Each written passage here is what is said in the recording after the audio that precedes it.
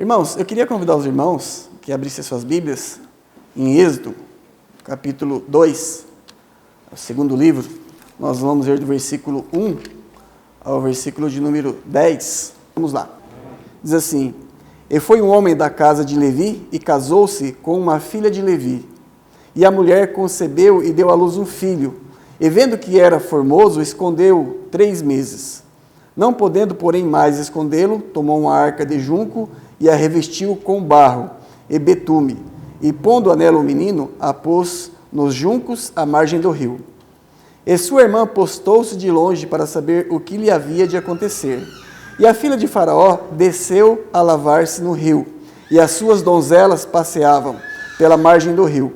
E ela viu a arca no meio dos juncos, e enviou a sua criada, que a tomou. 6. E abrindo-a, viu o menino, e eis que, abrindo-a, viu ao menino, e eis que o menino chorava. E moveu-se de compaixão dele, e disse: Dos meninos dos hebreus é este. Então disse a sua irmã, a filha de Faraó: Irei chamar uma das amas hebreias que crie este menino para ti. É uma pergunta que ela fez, né? Irei chamar uma ama das hebreias que crie este menino para ti? E a filha de Faraó disse: Vai. Foi, pois, a moça e chamou a mãe do menino. Então lhe disse a filha de Faraó: Leva este menino, criá-mo, e te darei o teu salário. E a mulher tomou o menino e criou-o. E quando o menino já era grande, ela o trouxe à filha de Faraó, a qual o adotou e chamou o seu nome Moisés. E disse: Porque das águas o tenho tirado. Amém? Eu queria pensar com os irmãos um pouco esta noite, né, a respeito da vida de Moisés. Pensar acerca de Deus na vida de Moisés. Nós devemos entender que, mesmo que não esteja registrado na Bíblia, né, em letras e em detalhes, Deus, na verdade, tem um plano na vida de todos aqueles que são seus, de todos os seus filhos. Nada acontece na família de Deus que aconteça por sorte ou por meio do acaso. Deus está no controle, dirigindo a vida de todos os seus filhos e, claro, trabalhando na história para que seus decretos sejam cumpridos, como a gente vê que está sendo cumprido. Não é? Quando a gente pensa em Moisés, eu falei isso com a igreja de Três Lagoas, quando a gente fala no nome de Moisés, a primeira coisa que nos vem à mente é as pragas do Egito, né? O deserto, por meio de quem Deus fez muitos milagres na vida dos israelitas, né? Do povo judeu, mas a gente às vezes se esquece que existe uma vida de Moisés que na verdade, pré-10 pragas, que é pré-deserto. Deus começou a trabalhar na vida de Moisés, irmãos, bem cedo. E é interessante nós olharmos, né, como Deus tem trabalhado na vida de Moisés e como ele trabalhou na vida de Moisés. Neste versículo, nesse capítulo 2 de Êxodo, começa a narrativa da história de um dos grandes homens da Bíblia. Um dos maiores, eu diria, homens da Bíblia, que é o Moisés, o servo do Senhor, né, o tirado das águas. Em Deuteronômio, capítulo 34, versículo 7, nós vemos que Moisés teve um período grande de vida, né, levando em conta outros personagens. Deuteronômio, capítulo 34, versículo 7, diz assim: Era Moisés da idade de 120 anos, quando morreu. Essa informação é importante para nós, porque a gente vai depois dividir a vida de Moisés em 3 episódios. A gente vai estudar, na verdade, a fundo talvez um desses episódios. Mas ele viveu 120 anos. E o restante desse versículo nos dá uma informação que é um tanto curiosa. Porque diz assim: E os seus olhos nunca escureceram, não é? Nem perdeu o seu vigor. A gente vai chegando na idade, né, irmão Nilson, irmão Márcio, a gente precisa de óculos, as coisas ficam difíceis, né? A gente perde o nosso vigor, já ficando mais fraco, derruba as coisas. Mas é um fato interessante que a Bíblia diz que Moisés morreu aos 120 anos, em pleno vigor, ou seja, em plenas condições físicas. Nós sabemos que o motivo da morte de Moisés foi a desobediência a Deus. Não é? Deus disse a ele que ele falou assim: você verá a terra prometida com seus olhos, mas você não entrará nela. Ele subiu no monte, viu a terra. Irmãos, às vezes nós nos fazemos algumas perguntas. Quando o povo de Israel acabou de passar o deserto, a primeira cidade que eles encontrou foi Jericó. Né? E houve a batalha de Jericó. Depois da batalha de Jericó, nós sabemos que o que aconteceu, Acã tomando aquilo que Deus havia dito que não era para pegar. Depois Deus corrigiu o povo foi contra a cidade de Ai para a segunda batalha, que era uma cidade bem menor, com bem menos soldados, e perderam aquela batalha. Tudo por conta do pecado de Acã.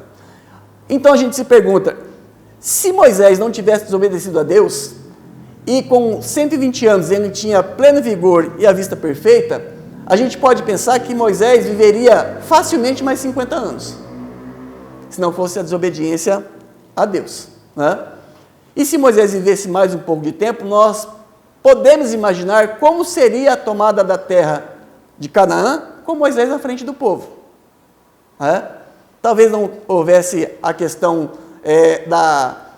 do pecado em Jericó. Talvez aquelas 2,5 tribos não tivessem falado aquilo em Josué, a gente quer ficar por aqui mesmo.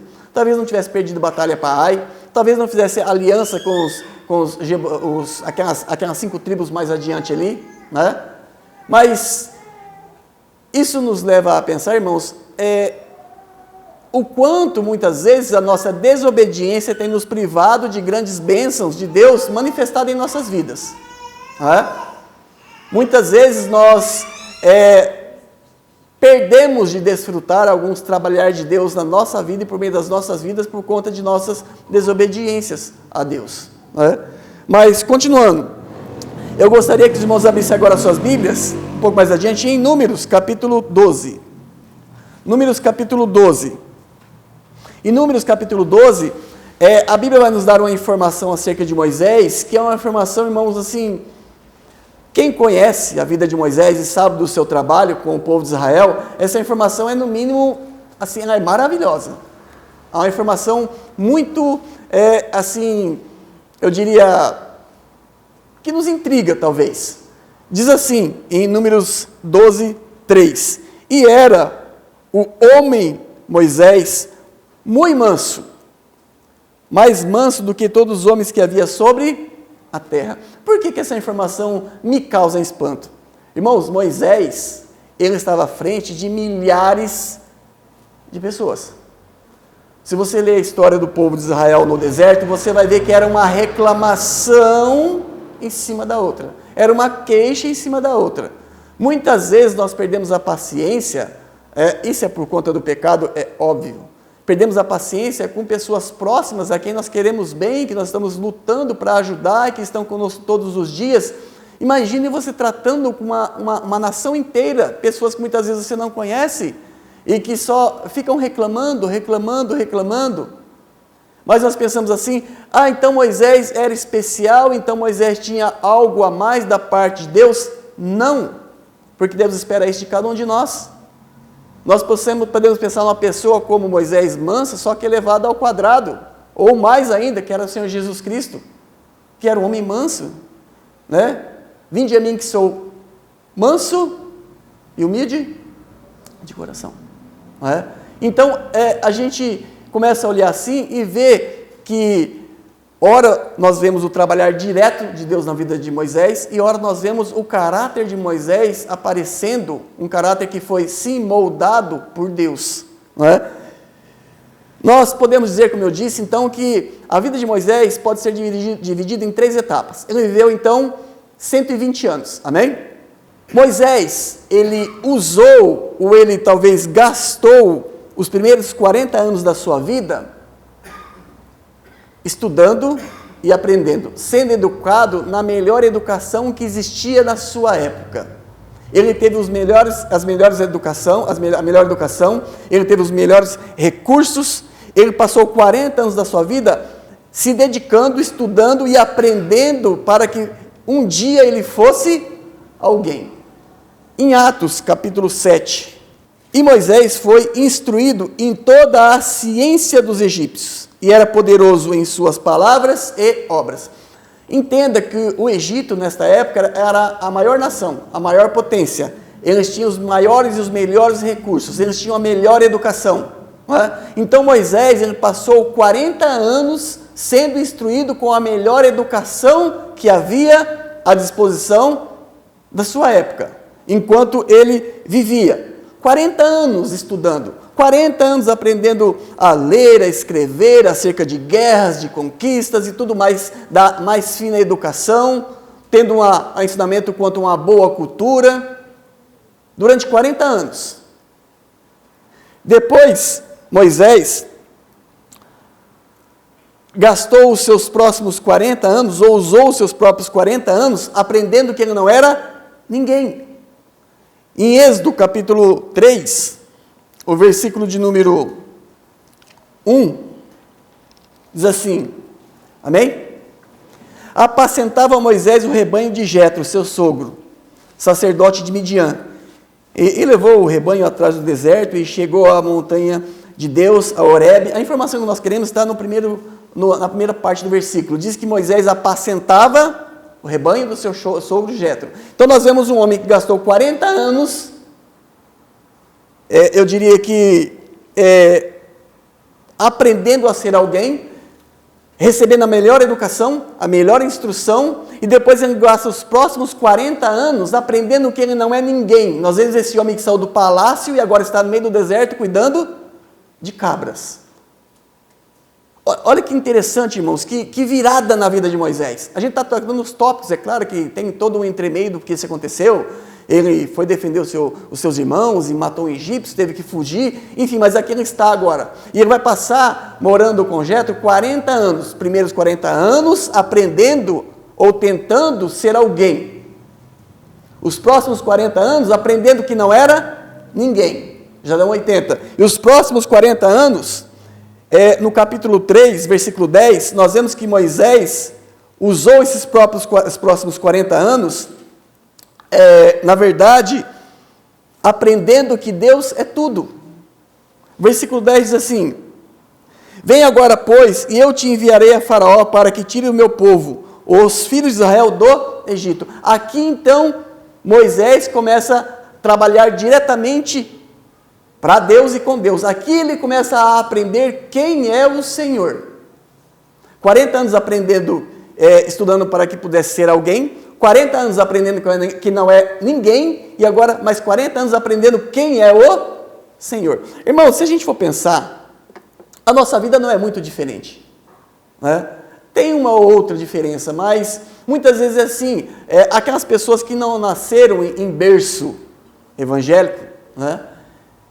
Que mesmo que isso também não conte muito, muitas vezes gasta muito tempo da sua vida, muito tempo do seu recurso, não que isso seja errado, tentando construir um futuro, se preparando, acumulando conhecimento, acumulando recursos, acumulando muitas coisas que o mundo diz ser necessário e às vezes até são, mas de repente, por um infortúnio, vamos dizer assim, é claro que tudo acontece de ruim por conta do pecado, essa pessoa tem a sua vida desmoronada.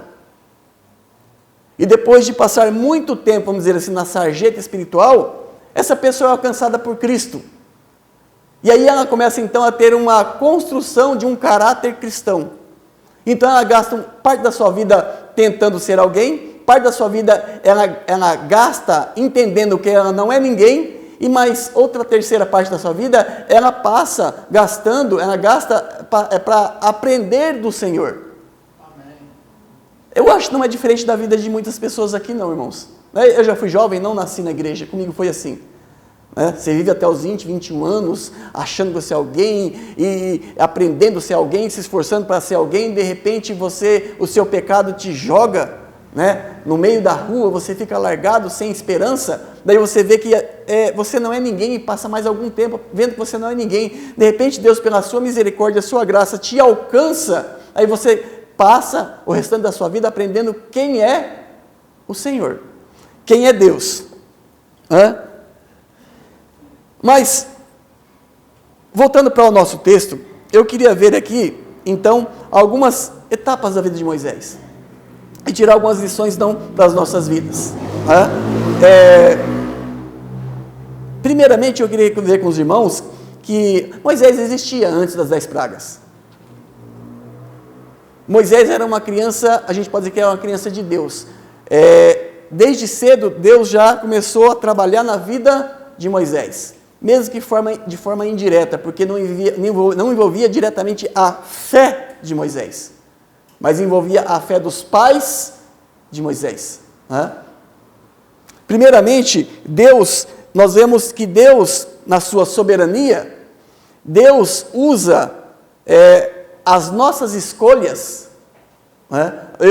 O pastor Marcelo livremente faz as suas escolhas. E fazendo as suas escolhas, ele acaba levando a cabo a vontade de Deus. Então nós vemos primeiramente Deus usando as escolhas dos pais de Moisés para que, diria assim, o projeto de Deus para a vida de Moisés tivesse início. O versículo 2 diz assim, do nosso capítulo de Gênesis: E a mulher concebeu e deu à luz um filho, e vendo que ele era formoso, escondeu-o por 3 meses. Vamos abrir um parênteses aqui. O que está acontecendo aqui nessa ocasião? O povo tinha descido para o Egito, né, por meio de José, depois da grande fome. Uma vez no Egito, o povo de Israel começou a crescer muito, se multiplicar muito, crescer muito. Né?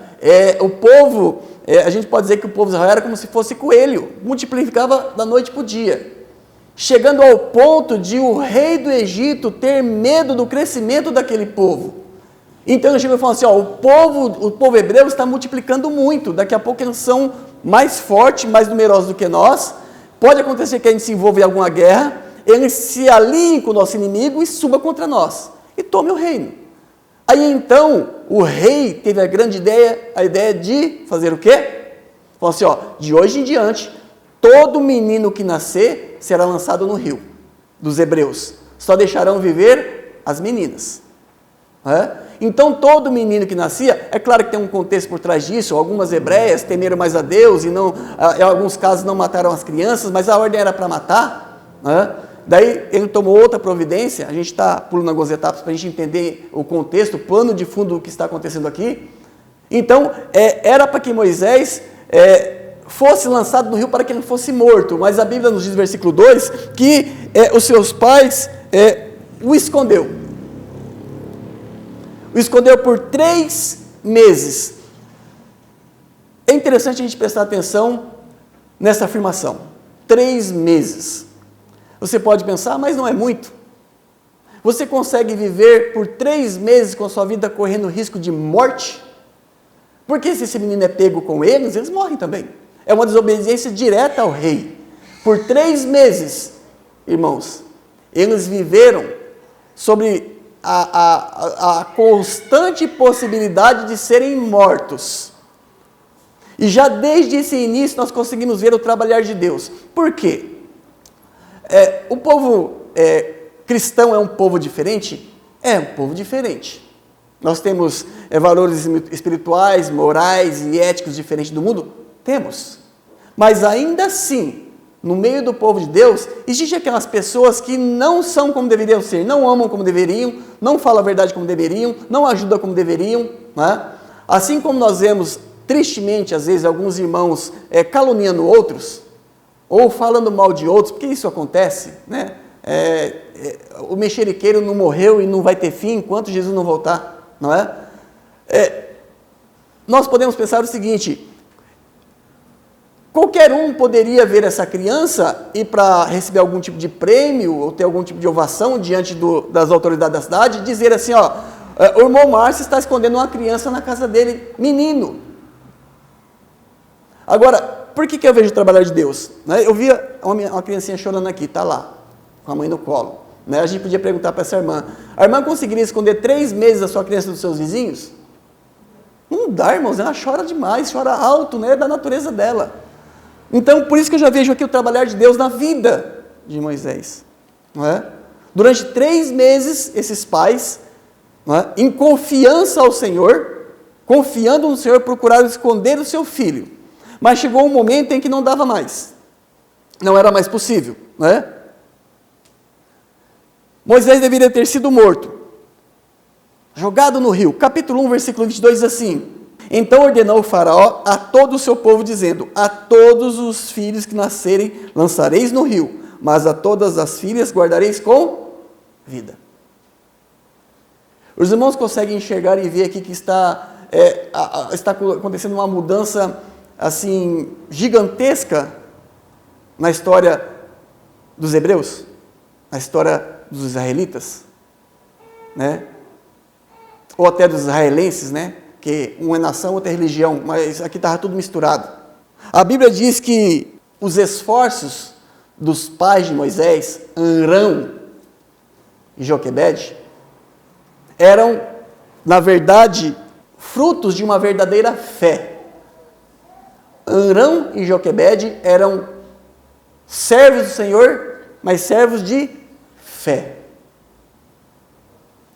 Às vezes eu penso, irmãos, e eu até pergunto, quantas vezes a sua fé te colocou em perigo? Ou quantas vezes você procurou honrar a Deus por meio da sua fé, colocando a sua vida em risco? Arão e Joquebede eram homens, de maneira geral, de fé. Ah, pastor, mas como você sabe que eles tinham fé? Eu sei porque a Bíblia diz que tinham fé. Hebreus capítulo 11, versículo 23. Pela fé, Moisés, já nascido, foi escondido 3 meses por seus pais, porque viram que era um menino formoso e não temeram o mandamento do rei. Pela fé, Moisés se escondeu ou foi escondido? Se foi escondido, foi por quem? Por seus pais. Então, seus pais eram servos de grande fé. Nós podemos pensar o seguinte, irmãos, isso implica que de alguma maneira Deus havia falado ao coração dos pais de Moisés para que tomassem essa atitude, que se lançassem aos cuidados do Senhor e então procurassem preservar a vida do seu filho. Não entenda isso como uma conotação pentecostal, mas com certeza Deus deve ter falado aos seus corações. Fé. Mas que tipo de fé? O tipo de fé que te leva a agir. O tipo de fé que te leva a ter atitudes. O tipo de fé que te leva a ter ação. Não aquela fé morta, sem obras que Tiago trata, mas uma fé viva. Uma fé que faz a diferença. Uma fé que muda a história. Essa fé primeiramente mudou a história desta família. E depois mudou a história daquela nação. E por fim acabou mudando a nossa história. Hebreus capítulo 11, versículo 6. Ora, sem fé é impossível agradar-lhe. Lhe quem? Deus. Porque é necessário que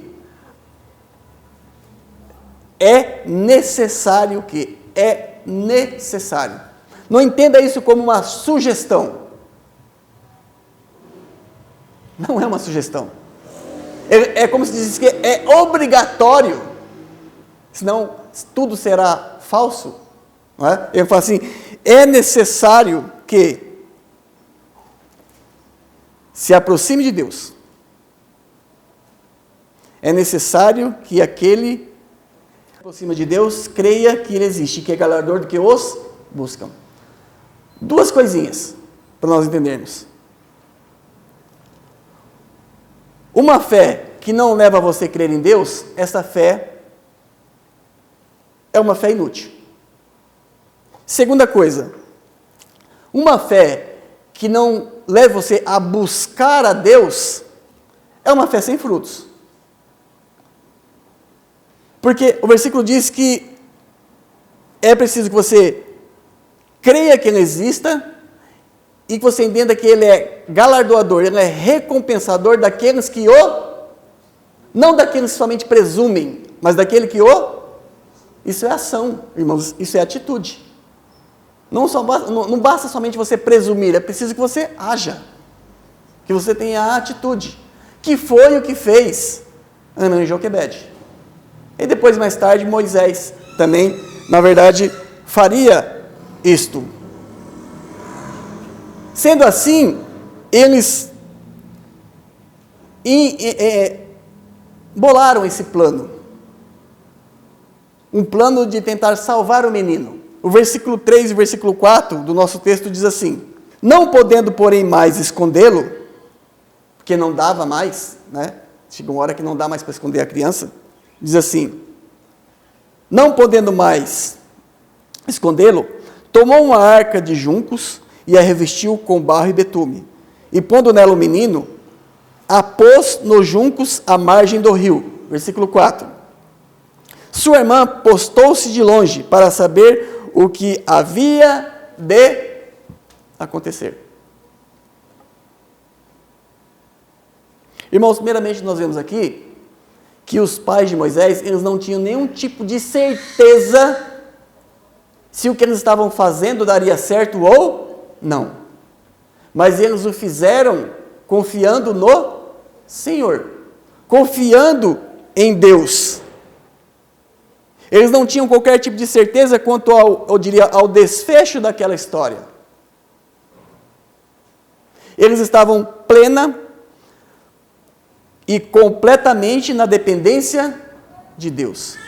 Eles se lançaram aos braços do Senhor, aos cuidados do Senhor. E a partir deste momento fica mais claro, mais vivo a preservação de Deus quanto à vida de Moisés. O nosso primeiro ponto foi a fé. O nosso segundo ponto se chama preservação. A preservação vem depois da fé. Depois de se lançar, depois de buscar, depois de depender, depois de se entregar ao Senhor. A preservação da vida de Moisés foi obra da providência de Deus. O plano de Joquebede foi colocado em prática. Vou colocá-lo no junco, no rio. Ela colocou em prática esse plano, eu diria, na esperança, ou tendo a fé de que Deus intervisse naquela situação e tudo se concretizasse de uma maneira boa, irmãos. Preservação. A fé te leva a se render aos pés de Cristo. Uma vez feito isso, Deus preserva os seus filhos. Preserva. Espiritualmente falando, de uma maneira eterna, porque a salvação não se perde. Somos preservados, conservados por Deus. Quando a gente pensa em preservação e providência, uma história bem fácil para a gente entender a questão da preservação e da providência é a vida de José. O caçulinha de Jacó. Os irmãos conhecem a história. Por inveja, os seus irmãos quiseram lançá-lo no poço para que ele morresse. Por inveja, amém? Esse era o plano dos irmãos, mas o plano de Deus era outro. Eu não sei, a hora passando, não dá para a gente chegar lá. O plano de Moisés era, do rei era matar todos os filhos dos hebreus, incluindo Moisés, mas o plano de Deus era preservar Moisés. Se a gente conseguir enxergar na Bíblia uma linha paralela entre responsabilidade do homem e soberania de Deus, você compreenderá Deus de uma maneira grandiosa e verá Ele atuando em cada momento da história, preservando, entrando com providência, para que o seu decreto ou seus decretos sejam cumpridos. José foi lançado no poço para que fosse morto, mas não era para morrer. O mais velho fala assim, não, vamos tirar ele do poço, vamos vender. Era para ter morrido no poço, não morreu. Foi vendido, levado ao Egito como escravo. Lá, não existia nenhuma certeza de que ele fosse comprado por uma pessoa boa e que sua vida fosse preservada. Não havia escravidão. Os escravos naquela época eram comprados para todos os tipos de coisas, irmãos. Ele foi comprado por Potifar. Não morreu na escravidão, sendo vendido no mercado, levado para a casa de Potifar. Ali, Deus começou a abençoar ele, veio a mulher de Potifar, se engraçou com ele, e por conta de toda aquela situação, foi lançado na prisão. Se lembra disso? E naquele mesmo período de tempo, o copeiro e o padeiro se desentendeu com o rei. E vocês acham que é coincidência que naquele mesmo período, aqueles dois servos do rei foram lançados na prisão e colocados juntos com José? Foi coincidência? Foi sorte de José? Não, isso se chama provisão. Provisão.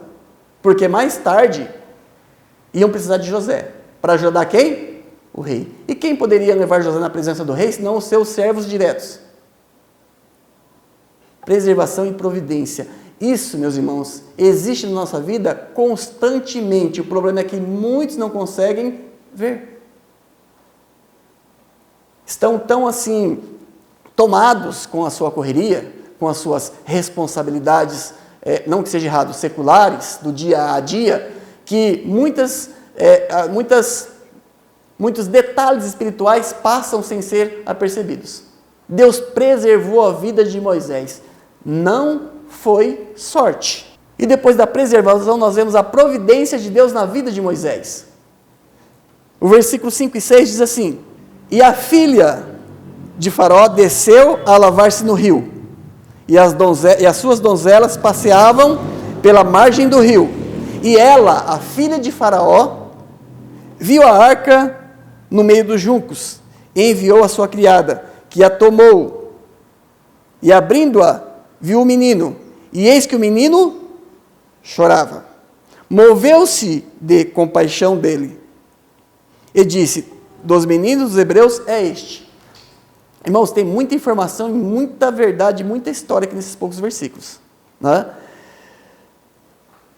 A mãe de Moisés colocou ele numa barcacinha de junco, né, e colocou no rio, para que ele pudesse ser encontrado. A providência de Deus. Irmãos, eu pergunto, você acha que naquele rio só se banhava a filha de Faraó? Era a banheira exclusiva dela, aquele rio? Muitas pessoas corriam aquele rio. Era frequentado, muitos iam até ali. Então eu acho que foi sorte de Moisés que logo ela viu. O crente não lida com sorte, né? Ele lida com o cuidado de Deus na sua vida. Depois diz assim: e as suas donzelas passeavam, por onde? Pela mesma margem do rio, né? Bom, ou Moisés é um homem sortudo, ou as donzelas da filha de Faraó era tudo cega, porque só a filha de Faraó viu. Ninguém mais que estava naquele rio viu, somente ela viu. Você acredita nisso? Você pode dizer assim: pastor, um dia, por sorte, né, o irmão Nilson falou de Cristo para mim, eu estou aqui na igreja. É assim que funciona, irmãos? Nós temos que entender que nós temos um Deus que trabalha. Como diz Isaías, trabalhe para aquele que nele espera. Trabalha.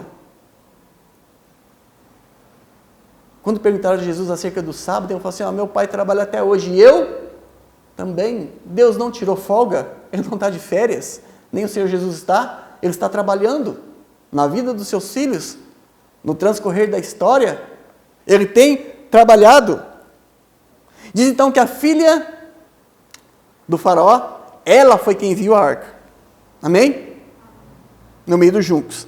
E aí então ela mandou que as suas criadas fossem buscar aquela arca. E diz que a criada tomou a arca e deu a arca, né, o cestinho na mão da filha de Faraó. É o que diz o final do versículo 5. Versículo 6. E abrindo a filha de Faraó, viu o menino, e eis que o menino chorava. É como eu disse lá em Três Lagoas, Moisés era uma criança de 3 meses super treinada. Que a mãe dele falou assim: você vai jogar no rio, não é? Com muita sorte a filha de Faraó vai te pegar, quando ela te pegar, a hora que ela abrir o cesto, você chora. Irmão, você consegue ver Deus conduzindo cada detalhe destes acontecimentos? Se você não identificar, talvez você não identifique Deus trabalhando em cada detalhe da sua vida também. Fé. A fé foi o start para que acontecesse a preservação, por meio da providência de Deus. Continuando, diz assim: viu que o menino chorava, e moveu-se de compaixão dele. Amém? Vou fazer uma pergunta para os irmãos. Os irmãos acreditam realmente, piamente, que essa filha de Faraó nunca tinha visto um filho de hebreu chorar? Tantos que eram lançados no rio para serem mortos, ela nunca ouviu um filho de hebreu chorar. Pergunta: por que ela só se compadeceu de Moisés? Irmãos, liberte-se do acaso e prenda-se à providência de Deus. Enxergue na vida deste menino, na vida de Moisés. ela, moveu de compaixão, falou assim, dos filhos dos hebreus é este menino. Você tem conseguido, você está conseguindo ver então o trabalhar de Deus, irmãos? A gente nem vai chegar a falar das pragas e do deserto, mas você está vendo? Você consegue ver na sua vida? A filha de Faraó foi a primeira a vê-lo. Amém? Somente ela, em todo aquele reino, poderia passar por cima da ordem do seu pai. Você acha que algum outro poderia quebrar a ordem do Faraó? E Moisés, aquela criança, chorou no momento certo, tocando o coração dela. Isso se chama providência. É como eu disse lá, Gênesis capítulo 40, volte um pouquinho só atrás, versículo 1, vai falar da história do copeiro, porque o padeiro morreu. Diz assim o versículo 40, capítulo 40, versículo 1, e aconteceu depois destas coisas, que o copeiro do rei do Egito, e seu padeiro, ofenderam o seu senhor, o rei do Egito, e foram lançados na prisão, certo? Ali eles tiveram um contato com José. Depois disso, eles tiveram um sonho, e José falou assim, um vai morrer, outro vai voltar para dentro do palácio. Lembram-se disso? Daí ele falou assim, quando você voltar para o palácio, se lembra de mim. Se lembra disso? Diz que ele voltou para o palácio. E passou-se 3 anos. Ele se esqueceu de José. Mas Deus, por meio da sua providência, entrou em ação novamente. E Faraó teve um sonho. E quem foi requisitado? José. Irmãos, entenda isso também de uma maneira correta e bíblica, né? Porque hoje as coisas estão tão complicadas, tudo que você fala parece que é poder, é palavra de misticismo, tudo é pentecostalismo, isso atrapalhou muito, mas a gente pode aprender muitas verdades, né? Que a Bíblia nos ensina livre dessa poluição. Uma coisa que a gente aprende é que Deus honra a fé dos seus filhos quando ele não se dobra ao sistema do mundo. Ele honra, né? Nada tem a ver com semente da fé. Me entendam, tá? Mas Deus honra a fé dos seus filhos quando eles não se dobram ao sistema do mundo. Versículo 7 ao versículo 9. Então disse, né, depois que as servas trouxeram Moisés até a filha de Faraó, depois que ela pegou o cestinho na mão e o menino, como por mágica, chorou, e ela ficou com dó, veio Miriam, a irmã de Moisés, e falou assim para a filha de Faraó. Então disse sua irmã, a filha de Faraó, é uma pergunta, ela falou assim, irei chamar uma ama das hebreias, que crie este menino para ti?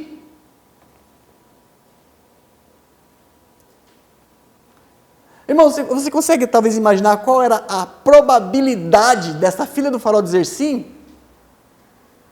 Essa pergunta? Era quase zero. Se porventura ela quisesse falar, eu vou cuidar desse menino, mas quem vai cuidar dele? Para mim é uma egípcia. Mas a providência de Deus estava em ação. Ela poderia ter dito assim, não, eu não quero. E a filha de Faraó disse-lhe, vai. Você não consegue, irmãos, ficar assim boquiaberto quando você vê essas coisas, quando você lê isso? E foi, pois, a moça e chamou a mãe do menino, e então lhe disse a filha de Faraó, leva este menino e cria-o, e eu te darei o teu salário. E a mulher tomou o menino e criou-o. Vou repetir. Deus honrou a fé dos pais de Moisés. Moisés não somente foi salvo da morte, como também seus pais puderam criá-lo, entenda isso como um privilégio, porque ninguém podia, porque todo menino tinha que ser o quê? Morto. Eles tiveram o privilégio de criar os seus filhos, e ainda essa criação foi patrocinada pelo Faraó. Irmãos, Deus tem cuidado de nós, dos seus filhos, de uma forma maravilhosa. Muitas vezes, eu diria que talvez o egoísmo tem impedido que você veja isso. A sua, talvez, eu diria, frieza ou aquela espiritualidade casca grossa não deixa que a sua sensibilidade seja aguçada ao ponto de você glorificar a Deus por observar esse trabalhar de Deus na sua vida. Não é? Deus tinha dito para Moisés, lá no deserto, ele falou assim, ó, eu levantarei do meio de Israel um profeta semelhante a ti. Lembra-se disso? Ele estava se referindo a Jesus, lembra? Você se lembra o que aconteceu com Jesus, depois que ele nasceu? Depois que veio 3 reis magos, pagãos, adoradores dos astros e das estrelas, e foram até aquela casa, quando os 3 reis magos chegaram, o menino estava em uma casa, não estava no estábulo. Porque a gente vê esse teatro por aí, vem os pastores, ele está no estábulo, vem os magos, ele está no estábulo. Parece que ele serviu o TG no estábulo, nunca mudou daquele lugar, ele estava numa casa. E com o incenso ou rimira, que eram coisas caríssimas, foi o que proveu o necessário para que ele fosse sustentado no Egito quando fugiu da morte, quando seus pais fugiram para que ele não fosse morto. Parece que nós vemos uma repetição, né? Mas continuando. Ele foi criado pelos seus pais, os seus pais receberam para que fizessem isso, né? Como eu disse assim, irmãos, a gente tinha que entender, tá bom, que a filha de Faraó preferisse que aquele menino fosse criado por uma hebreia, tudo bem, mas existia naquele tempo, naquele lugar, milhões de hebreias. Por que a mãe dele a criaria? Por que Joquebede criaria o seu próprio filho? Sabe por quê? Porque esta era a vontade de Deus. E os homens, tantos temente a Deus como não temente a Deus, fazendo as suas próprias escolhas, efetivaram a vontade de Deus. Irmãos, às vezes Deus ele não só trabalha contra as probabilidades, mas ainda torna o impossível em bênção. Lógico, por conta da fé. E quando Moisés foi levado para a casa de Joquebede, de Arão, irmãos, não tenham dúvidas, ele foi instruído segundo as leis e as normas do Senhor. Eles ensinaram a respeito das promessas de Deus feitas a Abraão. Até aqui a transmissão era oral, e ela existia, e sempre existiu, né? Como o escritor do livro de Jó sabia daquelas histórias? Oral. Como Abel e Caim sabiam que tinha adorar ao Senhor, se não tinha Bíblia? Oral, transmissão oral. Eles foram ensinados quem era Deus e o que precisava ser feito e como devia ser feito.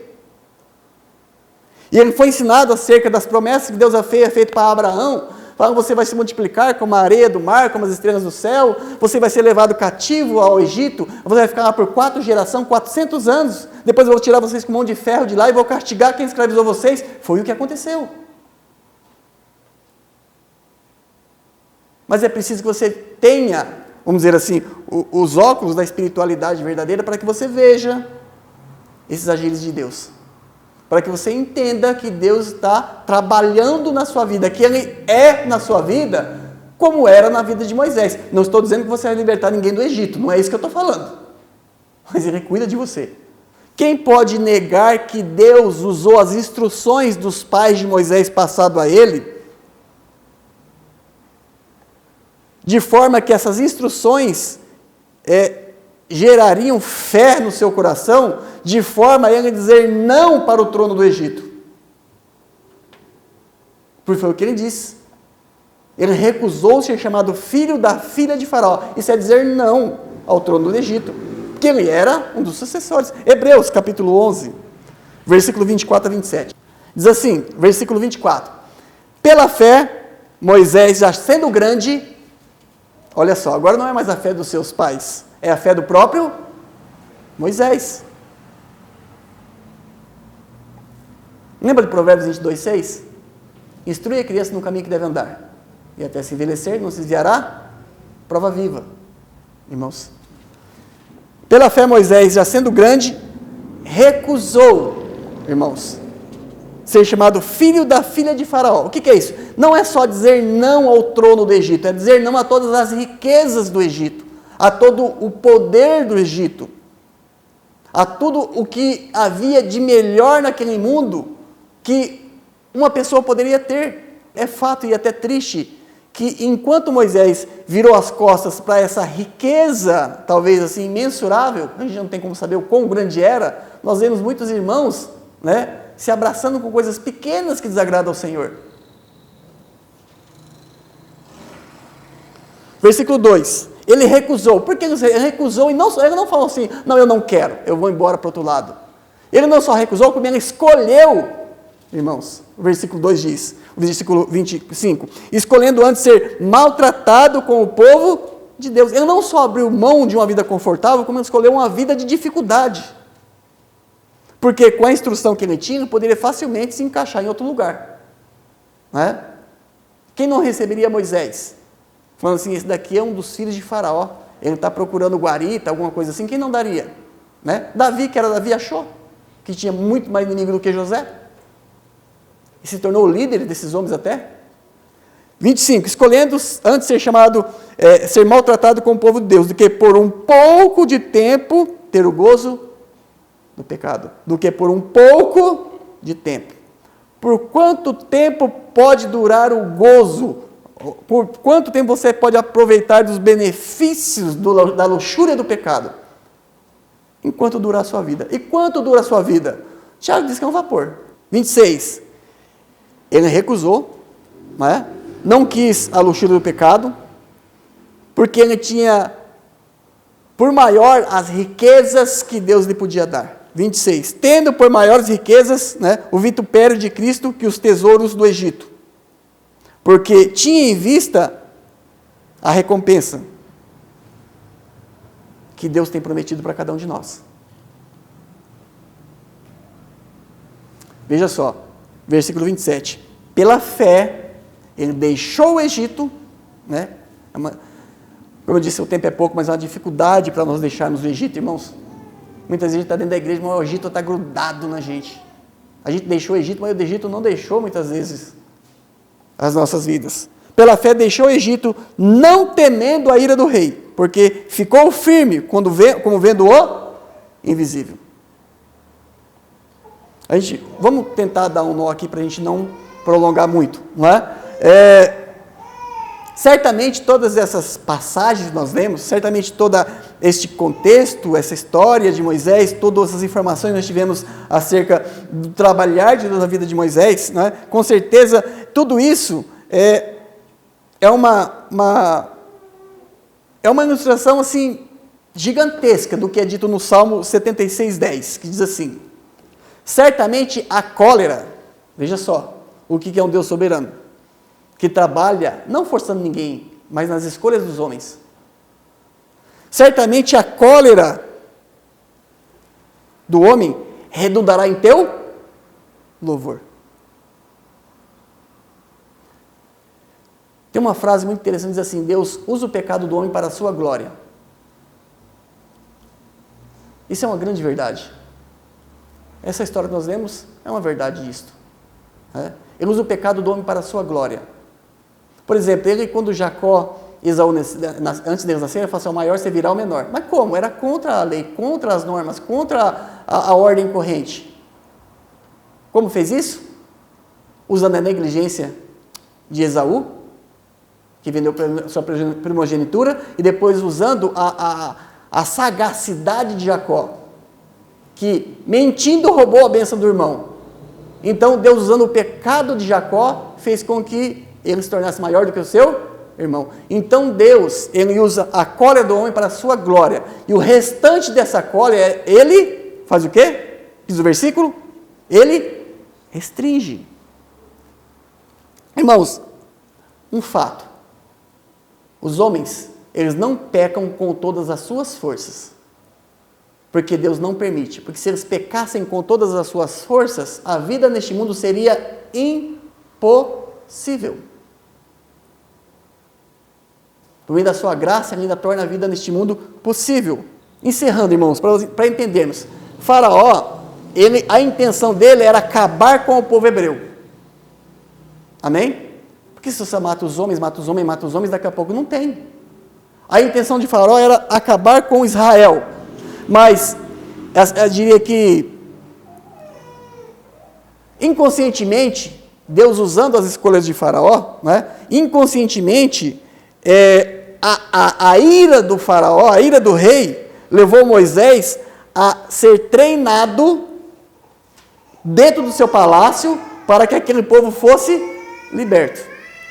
Porque aqueles povos era um povo escravo, irmãos. Com certeza, no palácio do Faraó, Moisés aprendeu acerca de muitas coisas, inclusive acerca de guerra, de como se travar uma guerra. Não é? E com certeza essas instruções ele deve ter passado para o povo de Israel. Em certas feitas, foi um livramento miraculoso de Deus para o povo de Israel, em algumas batalhas, mas eles tinham algum tipo de entendimento bélico para a batalha. Então a gente pode dizer que inconscientemente, não é, a ira de Faraó levou Moisés a ser treinado para que ele mais tarde liderasse o seu povo. Tipo assim, Moisés foi treinado pelo Faraó para que ele libertasse o seu povo enquanto o Egito pagava a conta. Mais ou menos assim. Deu para entender? Hã? É a mesma coisa que o inimigo estivesse financiado o preparo de Moisés para que ele libertasse o seu povo da mão deste mesmo inimigo. Preservação, providência, e seria a soberania de Deus para as nossas vidas. Sabe por quê? Porque Deus tem propósitos. Propósitos não podem ser frustrados. E quando nós estamos andando na mesma direção desses propósitos, nós somos abençoados, irmãos. Somos usados por Deus. Para encerrar, Provérbios 21:30 diz assim, amém? Diz assim, não há sabedoria, nem inteligência, nem conselho contra o Senhor. Por isso ele diz, agindo eu quem? Qual é a resposta? Ninguém. Tome isso para a sua vida, entenda essa verdade, para que você possa ter uma maior e melhor compreensão de Deus, de como Ele tem trabalhado em sua vida, porque eu tenho plena certeza de que Ele tem trabalhado. Se você é um convertido, Ele tem trabalhado. Mesmo que você não consiga identificar por qualquer motivo que seja, Deus tem trabalhado na vida dos seus filhos. Preservando, fortalecendo, guardando, cuidando, abençoando. Amém? Deus, pois, abençoe os irmãos.